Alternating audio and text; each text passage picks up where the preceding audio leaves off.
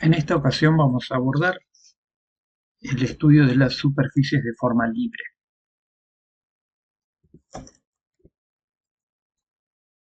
Comenzamos definiendo, paradójicamente, a partir de lo que no son las superficies de forma libre.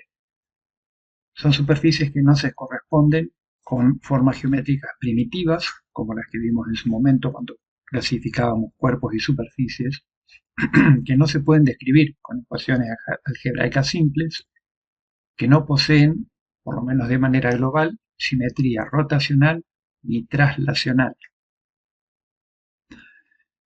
Como su nombre lo indica, la forma es absolutamente libre, pueden tener cualquier forma, de hecho pueden ser planas o de simple curvatura, pero bueno, claramente el mayor potencial de estas superficies están en las de doble curvatura. Y si bien pueden incluir splines, NURBS, Bézier y todos los tipos de curvas de forma libre que hemos visto, no necesariamente es así, debido a que no tienen principios geométricos que las rijan este, con claridad en su determinación, en su conformación geométrica. Las vamos a clasificar a partir de los métodos de generación que pueden ser muy variados. De manera análoga a lo que hemos visto en su momento con las curvas, una misma geometría la puedo obtener a partir de distintos métodos.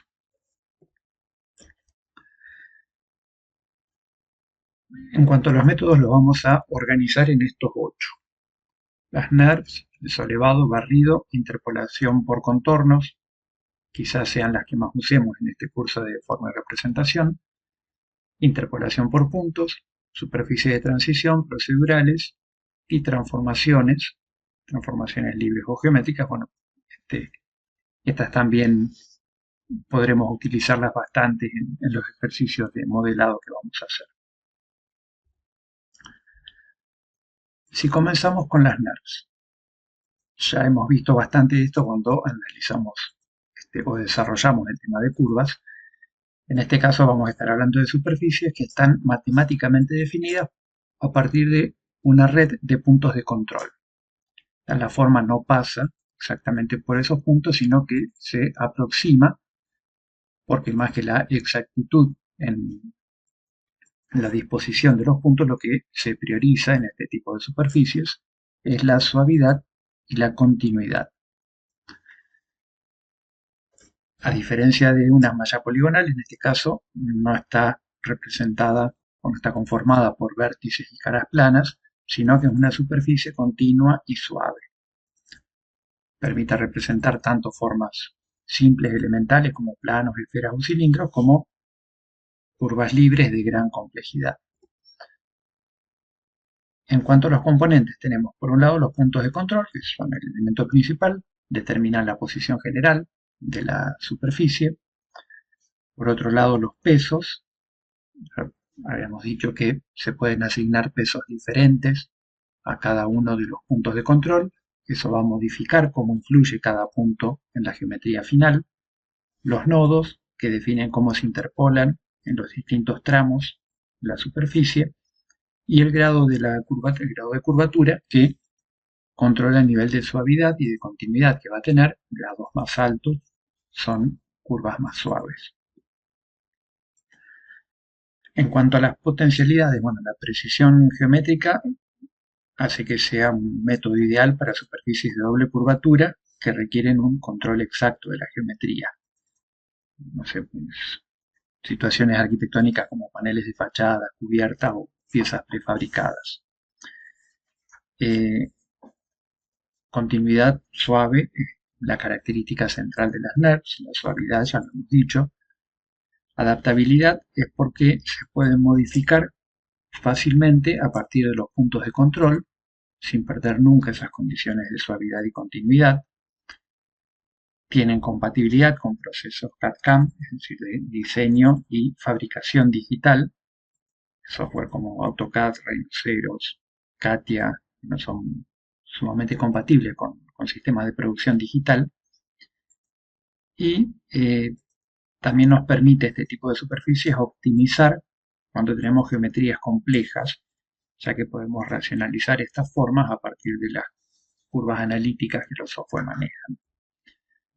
En cuanto a las limitaciones, tienen menos libertad que otros métodos, como podría ser, no sé, el de escultura digital, por ejemplo, los métodos procedurales. Requieren cierto dominio matemático para obtener resultados precisos. Y por otro lado, se puede volver compleja la continuidad cuando tengo múltiples superficies conformando la geometría. En el caso del solevado, Lofting lo vamos a encontrar por ahí con ese nombre en algunos software. Genera la superficie a partir de la interpolación o aproximación entre varias secciones o perfiles que se disponen en el espacio. Es una técnica heredada de la ingeniería naval y aeronáutica, y en el medio digital, en lugar de generarse la superficie a partir de la elasticidad propia de los materiales, en este caso se da a partir de un proceso algorítmico, que lo que hace es conectar suavemente curvas de diferente forma y tamaño, creando una superficie que mantiene una continuidad topológica de manera fluida. Componentes principales, las secciones o perfiles son el elemento principal, serán curvas bidimensionales, pueden ser curvas o no, y son los que definen las secciones transversales de la superficie general. El orden de conexión es otro elemento importante, que es el modo en que el software debe interpolar entre esas distintas secciones transversales. En algunos software tenemos trayectorias opcionales, trayectorias o guías, dependerá del software como lo denomina, pero esto me permite influir y deformar la geometría según las trayectorias espaciales que yo indique. La puedo hacer más directa o más desviada, por decir un nombre no demasiado apropiado quizás. Y los parámetros de continuidad también afectará, yo podré indicar cuán suavizadas, si terminan normales, si terminan tangentes, o cómo es la relación entre la superficie que voy generando y las secciones transversales que vi.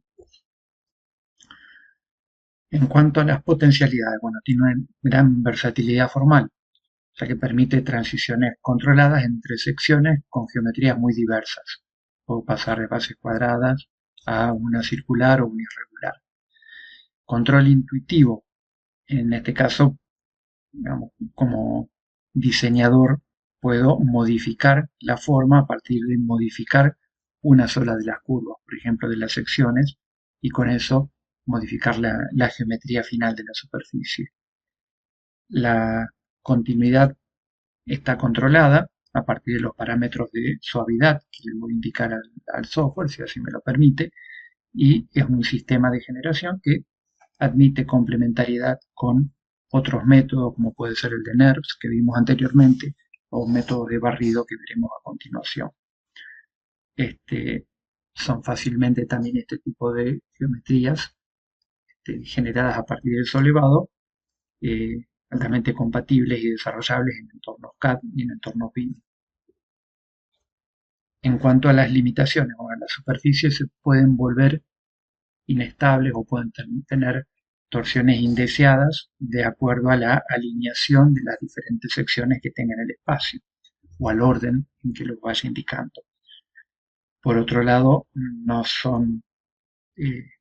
sería o no es el método ideal cuando quiero modelar formas orgánicas extremadamente libres, cuando requiera un control local importante o una continuidad en un volumen que sea muy complejo, no sería el solevado el método indicado, y la topología que se obtiene puede resultar difícil de racionalizar para un proceso de producción, es decir, de materialización, por ejemplo, un sistema de panelización, donde los paneles serán muy heterogéneos, muy diferentes entre sí, lo cual atenta un poco contra la racionalización constructiva.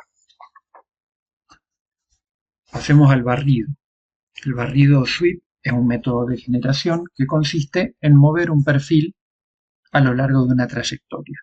Este perfil a veces se lo llama curva generatriz, no confundir con las generatrices que hemos visto en las superficies regladas, y la trayectoria en ocasiones se la llama curva guía. La superficie se construye entonces como una extrusión curvilínea si es que la trayectoria es una curva. El algoritmo lo que hace es tomar el perfil inicial y lo desplaza a lo largo de la guía, interpolando entre posiciones sucesivas en función de parámetros de orientación y torsión. Permite generar desde tubos curvados hasta superficies con variaciones controladas en espesor o en inclinación. Componente, bueno, claramente el perfil o sección base, que es lo que da la forma transversal de la superficie o del volumen. La trayectoria o guía, que determina el recorrido espacial que va a seguir el perfil.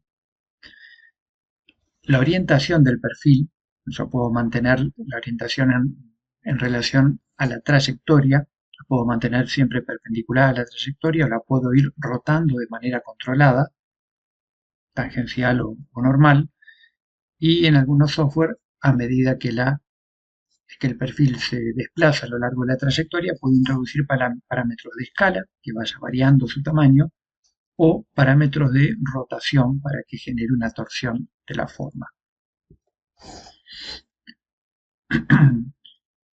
En cuanto a las potencialidades, bueno, claridad constructiva, en el caso de que quiera generar elementos lineales o modulados, como vigas curvas, barandas, conductos, pasarelas, rampas.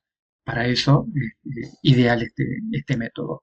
Control formal preciso, porque puedo definir con exactitud tanto el perfil como el recorrido espacial que va a tener la forma.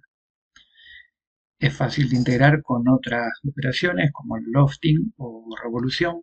Me permite crear transiciones complejas entre distintos tipos de geometría.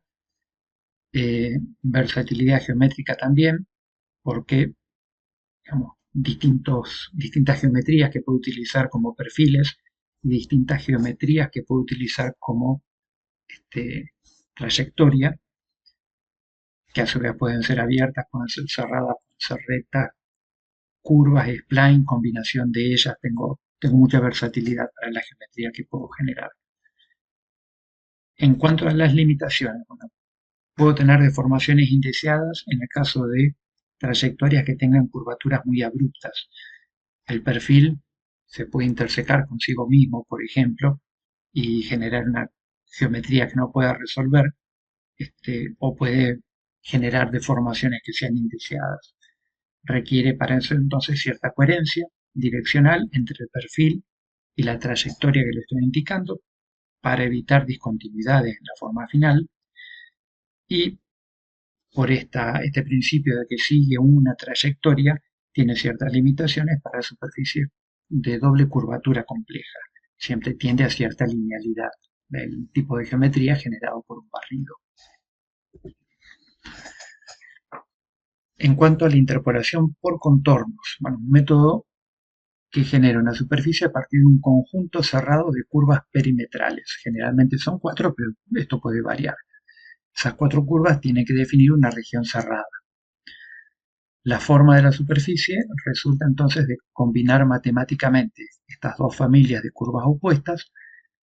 La superficie pasa exactamente por las curvas de borde y se suaviza automáticamente por una interpolación bicurvilínea en el interior.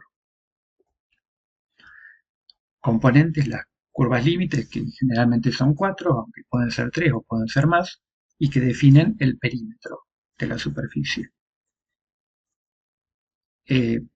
Puedo trazar, digamos, curvas específicas para generarlo, puedo tomar elementos de otra geometría. La red paramétrica, una red, digamos, en dos direcciones espaciales, un sistema de coordenadas que va a permitir interpolar entre los pares de curvas opuestos. Las condiciones de continuidad, que en algunos casos, en algunos software la puedo controlar, va a indicar la suavidad con la que va a ser la interpolación de un borde al borde opuesto. y puntos de correspondencia entre esos bordes también van a terminar afectando, como hace esa interpolación bicurvilínea, terminan afectando la forma final.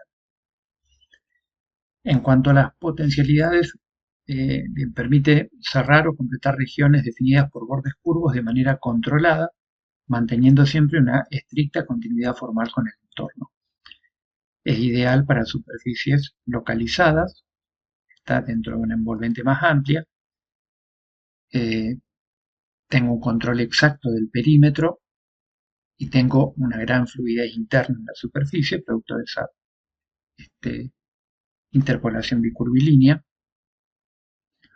Eh, Puedo mantener entonces un control exacto, decía, del perímetro, no así de la superficie interior, y es muy útil en el caso de arquitectura para diseños de pieles en fachadas o de pieles tensadas, cubiertas continuas o membranas estructurales, en fin, distintas situaciones donde están bien definidos los bordes de la geometría. En cuanto a las limitaciones, esta exactitud se limita al perímetro, está el ajuste interno lo hace automáticamente la interpolación. Cuando esta superficie está entre medio de otras superficies adyacentes, no está garantizada la continuidad entre esta interpolación por contornos y las superficies adyacentes. El suavizado termina en el perímetro que yo le estoy definiendo. Tiene menos flexibilidad que un sistema, por ejemplo, de NURBS para control local, ya que yo lo único que estoy controlando está en el perímetro de la superficie y bueno, no es adecuado para grandes superficies continuas con múltiples direcciones de curvatura complejas. Cuando tengo una red de parches, una red de superficies, todos los puntos de unión, no está garantizada la continuidad y la suavidad en esos puntos. En el caso de la interpolación por puntos, es un método donde la superficie pasa exactamente por un conjunto de puntos definidos en el espacio. A diferencia de la superficie por aproximación, que eran las NURBS, las primeras que vimos, donde la superficie se ajusta suavemente a los puntos de control, acá lo que se busca, o lo que el algoritmo, digamos, hace, es reconstruir fielmente la geometría a partir de las coordenadas de los puntos que les doy. Así genera una malla irregular que define una topología o estructura espacial. Después esa malla puede tener distintas parametrizaciones, distintos niveles de suavizado. Es un método que se utiliza mucho para reconstruir en el medio digital objetos físicos escaneados con un escáner 3D. También se lo utiliza para simulaciones de deformaciones, por ejemplo. En cuanto a los componentes, bueno, claramente los puntos que me constituyen una nube de puntos. Estas son las posiciones espaciales precisas de cada uno de esos puntos. Las curvas o mallas interpoladas es digamos, la superficie que pasa por todos los puntos que conforman la nube. El algoritmo de interpolación, lineal, cúbico, spline, basado en Bézier, NURBS, cuando tengo distintos algoritmos, me va a afectar la geometría o el suavizado final de la superficie. Y según también este algoritmo que utilice, podré aplicar distintos tipos aún de suavizado y de subdivisión a la forma.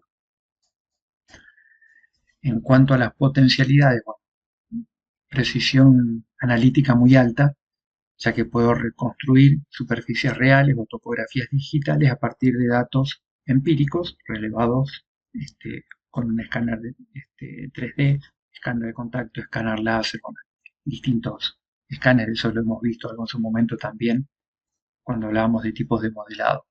Control local absoluto, porque tengo cada uno de los puntos por los que pasa la superficie, cada uno de esos los puedo desplazar y controlar de manera sumamente precisa. Eso sí, el control es local. Cuando modifico uno de esos puntos, se modifica la parte de la superficie que concurre a ese punto. Eh, Integración con escaneo 3D, esto ya lo hemos mencionado. Muy útil para el modelado de relieve, curvas adaptativas para simulaciones estructurales. Y en cuanto a sus limitaciones, bueno, el tipo de superficie es de difícil edición justamente por el control local, lo que es potencialidad a la vez es una limitación para cierto tipo de operaciones o transformaciones que quiera aplicar. No siempre se garantiza suavidad entre los puntos, a veces hay que hacer interpolaciones de alto grado para tener esa continuidad. eh, y bueno, la edición claramente es más compleja que con un sistema de NURBS o con un solevado, ya que voy a tener una multiplicidad de puntos sobre los que voy a necesitar operar para obtener transformaciones de la forma. En cuanto a las superficies de transición, en este caso el método consiste en conectar dos o más superficies existentes mediante una zona de transición suave. Acá se garantiza continuidad geométrica y visual no solo dentro de la propia superficie, sino continuidad entre la superficie que estoy generando y las superficies adyacentes. En esto se diferencia de la que vimos antes de la interpolación por contornos. El algoritmo calcula una superficie intermedia que interpola la geometría y la dirección de las normales de las superficies adyacentes. De ahí, digamos, toma los datos geométricos necesarios para garantizar esa unión fluida, sin rupturas visibles, entre esta superficie de transición que estoy generando y las superficies adyacentes. Elementos componentes, bueno, claramente las superficies bases, son los objetos o superficies entre los cuales voy a generar una transición.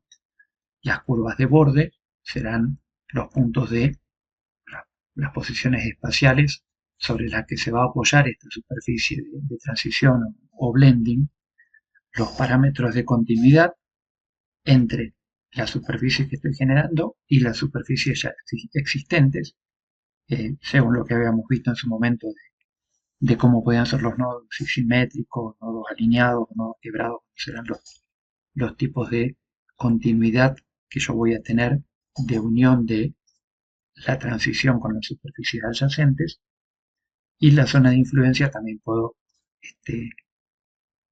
configurar cuánto va a afectar qué área, digamos, de las superficies originales y qué áreas de la superficie de transición van a ser afectadas para garantizar esa continuidad.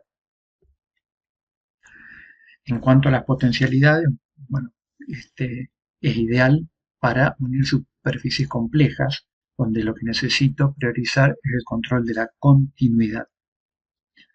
Estas superficies que no podrían unir con un modo ortogonal o con un modo directo.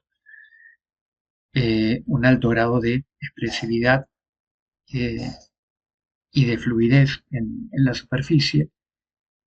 En cuanto a la optimización, bueno, ya dado que mantiene continuidad matemática, es más fácil luego operaciones de subdivisión para los software de render o para la fabricación CNC, para los sistemas de fabricación digitales, logra un alto grado de continuidad en la unión de las distintas superficies.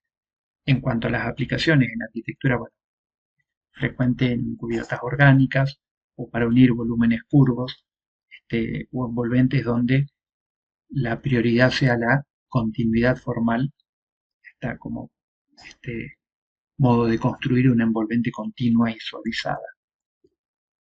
En cuanto a las limitaciones, puedo requerir una alta densidad de control para unir superficies, sobre todo cuando tengo muchas superficies adyacentes.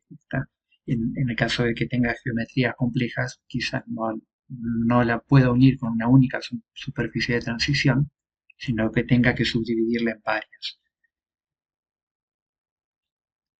Dado los parámetros de suavizado que adopta el software en el momento de aplicar la generación de la superficie,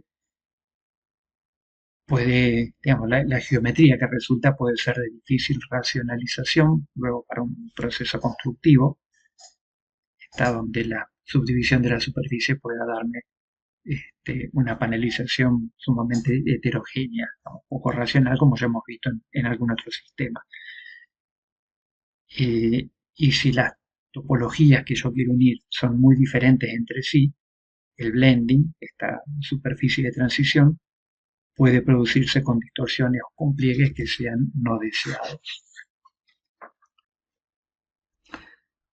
En el caso de las superficies implícitas o procedurales, aquí la forma no surge como resultado del dibujo de elementos geométricos de puntos, curvas y secciones, como en los casos anteriores, sino que es el emergente de una operación matemática o lógica. Si es una operación matemática, va a ser una superficie implícita.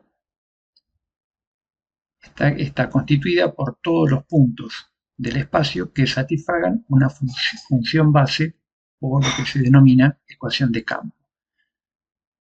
Por otro lado, si es lógica, la operación es lógica, lo que va a ser en una superficie procedural. No va a haber una ecuación fija, sino un conjunto de instrucciones generativas o de algoritmos, por eso se los llama procedurales. En cuanto a los componentes, bueno, el campo escalar o función base. Esta es la forma latente, se puede tener distintas alternativas por distancia, por densidad, por influencia, etc. Muchos campos escalares o funciones a partir de la cual yo construyo luego la superficie. Umbral o isovalor, bueno, es el límite a partir del cual se hace visible o toma entidad la superficie.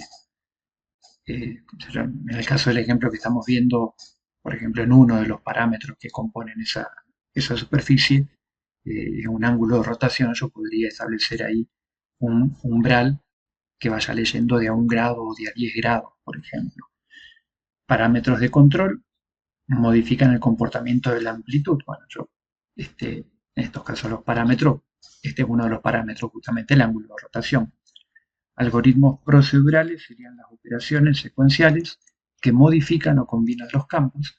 Lo que tenemos ahí a la derecha es la interfaz de diseño de Grasshopper, un software de diseño generativo. Ya hemos hablado también de esto en otros videos. Los algoritmos procedurales es el modo, las funciones que yo establezco y el modo en que las relaciono entre sí. Los nodos y o generadores, perdón, son las unidades de información en sistemas visuales. Cada una de estas unidades está, no solo Grasshopper trabaja de esta manera, hay mucho software de diseño paramétrico, de programación visual. En cuanto a las potencialidades, bueno, puedo obtener formas que no se basan en parámetros geométricos, sino en comportamientos, en datos o en procesos naturales. Yo puedo hacer que una forma responda a parámetros de lectura de temperatura, por ejemplo, o parámetros de esfuerzos estructurales. Estos parámetros entonces los puedo vincular no a datos de la geometría, sino a datos externos de la geometría en sí que estoy generando. Tengo también, digamos, una fuerte integración con lo que se denomina diseño generativo, es decir, como la geometría es la emergente de una red de relaciones, yo intervengo sobre esa red de relaciones y voy a ir modificando la geometría y voy a tener una familia de soluciones, una familia de geometrías que responden a un esquema relacional determinado, digamos, en los algoritmos, en los nodos y en los parámetros. Tengo entonces una estética, digamos, una expresividad muy contemporánea, donde la forma se vincula a sistemas de información y no a la geometría en sí misma. En cuanto a las limitaciones, bueno, una baja intuición visual, porque la forma no se dibuja, yo no opero la forma, mejor dicho, no opero sobre la forma, sino que la forma es resultante, por lo tanto requiero cierto conocimiento algorítmico paramétrico. Esto tiene cierta complejidad técnica. Los modelos se pueden volver algo difíciles de controlar según cómo haya sido hecha esa programación y esa determinación algorítmica. Y bueno, ciertos problemas de interoperabilidad, ya que esas relaciones entre parámetros este, y algoritmos entre todos esos elementos y la geometría, las tengo en tanto estoy operando dentro de un software. Cuando tengo que salir de ese software para, por ejemplo, un proceso de construcción o de maquetado o de representación, bueno, puedo llegar a tener allí algunos problemas. En general requieren procesos de mallado, es decir, se traduce de esta forma, se congela, digamos, la geometría obtenida para hacer posible una reconstrucción analítica en otro software o un proceso de impresión 3D o de fabricación CNC. En el caso de las transformaciones, aquí tenemos una diferencia respecto a todo lo que venimos viendo hasta ahora. Las transformaciones, en este caso, operan sobre el control de una malla o superficie ya existente, alteran su geometría, sus coordenadas, sin necesidad de redefinir su parametrización, es decir, sin redefinir los elementos con los que le había definido. Y hablábamos de que podía modificar una geometría cuando es, por ejemplo, un solevado, modificando alguno de los perfiles o de las secciones. Bueno, acá yo puedo operar directamente sobre la forma sin modificar los elementos con que definí originalmente es una geometría. Es decir, el principio acá no es constructivo, yo no construyo una nueva geometría, sino que transformo una geometría existente. Podríamos decir que la obtengo más por acción de transformación, que por definición geométrica. Este enfoque se asocia con una lógica topológica de continuidad y deformabilidad del espacio. Esta, más que estrictamente geométrica, tiene que ver con estos principios de la topología, de concebir la forma como un campo dinámico susceptible de una manipulación directa. Estas manipulaciones pueden ser geométricas, como torsión, flexión, estiramiento, etcétera, o con el principio de escultura digital, que lo que emula es el modo de escultura en arcilla, por ejemplo, o en cera, con desplazamientos de volumen, digamos, de superficie, de puntos, los puedo desplazar, los puedo quitar, los puedo agregar. En cuanto a los componentes, bueno, claramente la malla base o el volumen inicial, que es el que voy a transformar. Después las herramientas o modificadores de deformación, que van a ser los algoritmos que puedo aplicar. Eso dependerá del software, cuáles son los comandos, por decirlo en un término más accesible en todo caso, los comandos que yo puedo utilizar o aplicar sobre esas entidades ya existentes. Sistema de control local también va a estar determinado por el tipo de herramientas que estoy utilizando.